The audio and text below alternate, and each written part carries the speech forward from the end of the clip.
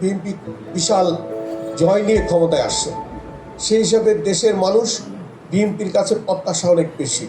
শরীয়তপুর ২ নড়িয়া সখীপুর আসনের নবনির্বাচিত সংসদ সদস্য আলহাজ শফিকুর রহমান কিরণ উন্নত ও আধুনিক নড়িয়া সখীপুর গড়ে তোলার প্রত্যয় ব্যক্ত করেছেন।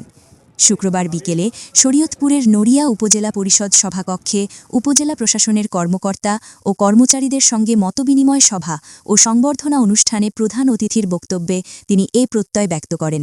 দেশের মানুষ বিএনপির কাছে প্রত্যাশা অনেক বেশি এবং আমার ভোট আমরা ধরে নিয়েছি যে পাশ করবো। আমি আমার কর্মীদেরকে বলেছিলাম যে যদি পাশ মনে করো তাহলে আজকের পর থেকে আর ক্যাম্পিং করতে হবে না, ঘরে ঢুকে যাও, আমরা পাশ হয়ে গিয়েছি। ব্যবধান বাড়ানোর জন্য তোমরা মাঠে থাকো, এই কথাটা মনে আরও 1 মাস আগে আমি বলে দিয়েছিলাম। আমি প্রেডিক্ট করতে পেরেছিলাম যে আমাদের টোটাল নির্বাচনী ইউনিয়নগুলি কোথায় কি আছে।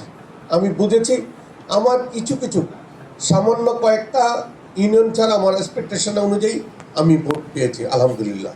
সভায় সভাপতিত্ব করেন নড়িয়া উপজেলা নির্বাহী কর্মকর্তা মোহাম্মদ আব্দুল কাইয়ুম খান। এতে উপজেলা প্রশাসনের বিভিন্ন দপ্তরের কর্মকর্তা, কর্মচারী এবং স্থানীয় জনপ্রতিনিধিরা উপস্থিত ছিলেন।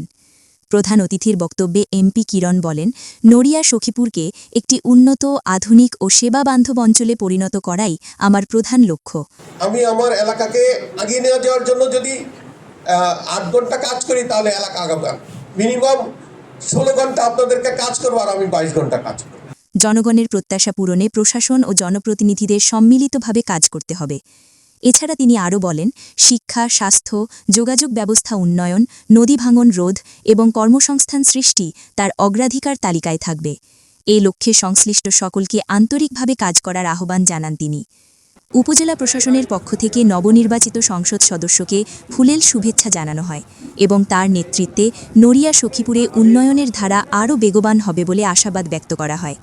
সভায় বক্তারা এলাকার সার্বিক উন্নয়ন, প্রশাসনিক সেবা সহজীকরণ এবং জনদুর্ভোগ নিরসনে কার্যকর উদ্যোগ গ্রহণের উপর গুরুত্বারোপ করেন। আমি, আমার মেয়ে, আমার 2 ছেলে, আমরা নির্বাচনী প্রচারণায়, যেটা আপনি বললেন যে আমরা অ্যাক্টিভলি মাঠে ছিলাম,